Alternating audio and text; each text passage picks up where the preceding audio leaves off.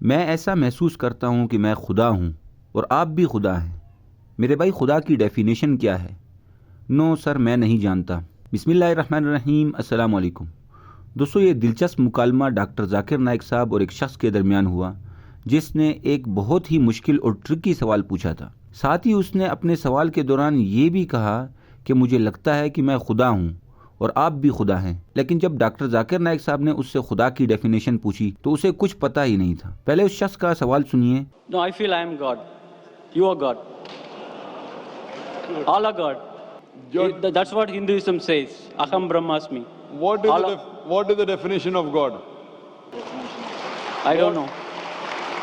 I am God, you are God. What is the definition of God? I don't know. اس نے کہا کہ میرا نام مہیش ہے اور میں 1979 میں پیدا ہوا تھا۔ ہو سکتا ہے کہ 1930 یا 40 تک میں زندہ رہوں اگر اس وقت دنیا میں موجود ہوں، لیکن سوال یہ ہے کہ 1979 سے پہلے میں کیا تھا اور اپنے مرنے کے بعد میں کیا ہوں گا، اور اپنی اس زندگی میں کس کا کردار ادا کر رہا ہوں۔ دوستو، اس سوال کا اصل مطلب یہی تھا کہ کیا میرے اندر خدا موجود ہے، کیونکہ ویڈیو کے درمیان میں اس نے ڈاکٹر صاحب سے کہا کہ میں خود کو خدا سمجھتا ہوں اور آپ کو بھی، جس کا ذکر آگے آئے گا۔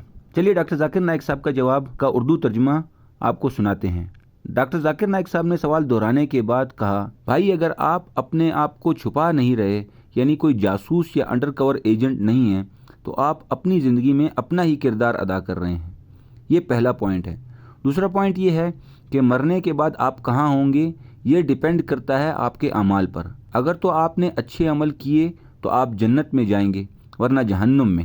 ڈاکٹر ذاکر نائک صاحب نے کہا کہ قرآن جو کہ آخری کتاب ہے، اگر آپ اس پر یقین رکھیں اور عمل کریں تو انشاءاللہ آپ کے تمام گناہ معاف کر دیے جائیں گے اور آپ کا ٹھکانہ جنت ہوگا، ورنہ دوسری صورت میں آپ کو جہنم کا عذاب جھیلنا ہوگا۔ یاد رہے کہ جنت میں جانے کے لیے اس زندگی میں قرآن پر عمل کرنا ضروری ہے، اور ہم یہ نہیں جانتے کہ ہماری زندگی کب تک ہے، لہٰذا آپ یہ نہیں کہہ سکتے کہ 2030 تک زندہ رہوں گا، اس لیے 2029 میں اسلام قبول کر لوں گا اور جنت میں چلا جاؤں گا۔ ہم میں سے کوئی بھی اپنے مرنے کا وقت نہیں جانتا، کیا پتہ کل ہماری موت آ جائے۔ اور بھائی آپ نے یہ کہا تھا کہ میں زندہ رہوں گا اگر یہ دنیا موجود رہی، تو لہٰذا ہم یہ بھی نہیں جانتے کہ یہ دنیا کب تک موجود رہے گی۔ اللہ تعالیٰ سورہ مائدہ میں ارشاد فرماتا ہے، جس کا مفہوم یہ ہے کہ کوئی نہیں جانتا قیامت کب واقع ہوگی۔ دوستو، ڈاکٹر ذاکر نائک صاحب نے کہا، لہٰذا میرے بھائی میرا کام آپ کو جنت کا راستہ بتا دینا ہے کہ آپ موت کے بعد کہاں ہوں گے، جیسا کہ اللہ تعالیٰ نے سورہ غاشیہ میں حضور پاک صلی اللہ علیہ وسلم سے ارشاد فرمایا کہ آپ صلی اللہ علیہ وسلم کا کام صرف پیغام کو پہنچانا ہے، لہٰذا میرا کام بھی آپ کو نیکی کا راستہ بتانا ہے۔ آپ مجھے یہ بتائیں کہ مرنے کے بعد آپ جنت میں جانا چاہتے ہیں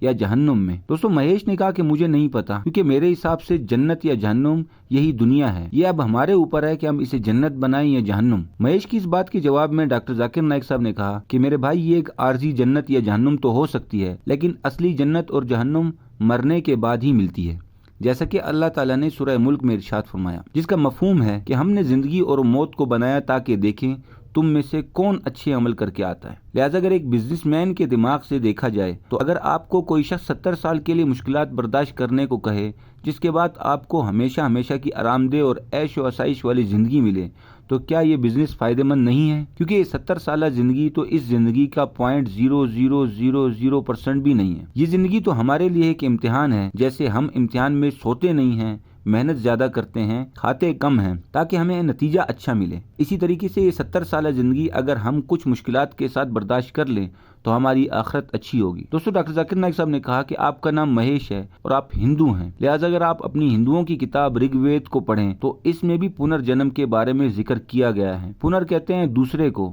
اور جنم کہتے ہیں زندگی کو، یعنی دوسری زندگی، یعنی ہندو مت میں بھی دوسرے جنم کا کانسیپٹ موجود ہے۔ وید میں کہیں بھی بار بار کی زندگی کا کانسیپٹ نہیں ہے، بلکہ ویدوں میں دوسری زندگی کے بارے میں وہی کچھ ہے جو قرآن میں لکھا ہے۔ دوستو، ڈاکٹر ذاکر نائک صاحب نے کہا کہ لہٰذا میرے بھائی کیا آپ اگلی زندگی میں جنت میں جانا چاہیں گے؟ مہیش نے کہا نہیں، کیونکہ میرے خیال میں دوسری زندگی نہیں ہے۔ ڈاکٹر صاحب نے کہا کیا آپ وید پر یقین رکھتے ہیں؟ کیا آپ وید کو خدا کی کتاب نہیں مانتے؟ دوستو، یہاں پر مہیش نے کہا کہ نہیں، میرے خیال میں خدا ہوں اور آپ بھی خدا ہیں، سب کے سب خدا ہیں۔ اس نے کہا ہندو مت میں اصل بات یہی ہے جس پر میں یقین رکھتا ہوں۔ ڈاکٹر ذاکر نائک صاحب نے پوچھا کہ خدا کی ڈیفینیشن کیا ہے؟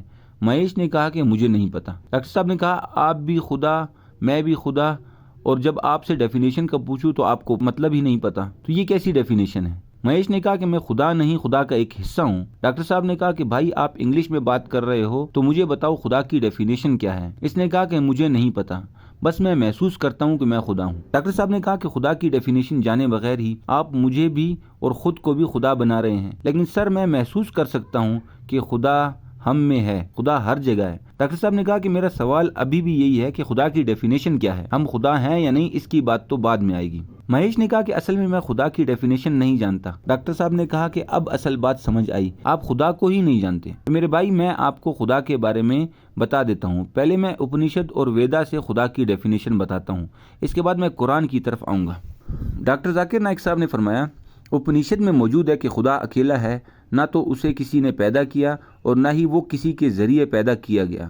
اس طرح یجروید میں لکھا ہے کہ خدا کی کوئی تصویر نہیں، کوئی شبیہ نہیں، کوئی اسٹیچو نہیں، کوئی تصویر نہیں ہے۔ اب قرآن کی طرف آتے ہیں۔ قرآن مجید کی سورہ اخلاص میں اللہ تعالیٰ فرماتا ہے، جس کا مفہوم ہے کہ اللہ ایک ہے، ہمیشہ ہمیشہ کے لیے ہے، نہ تو اسے کسی نے پیدا کیا اور نہ ہی اس نے کسی کو پیدا کیا، اور اللہ جیسا کوئی بھی نہیں ہے۔ لہٰذا یہ رہی 4 لائنوں کی ڈیفینیشن۔ ڈاکٹر صاحب نے کہا کہ آپ بتائیں کیا آپ اکیلے انسان ہیں؟ مہیش نے کہا بالکل نہیں۔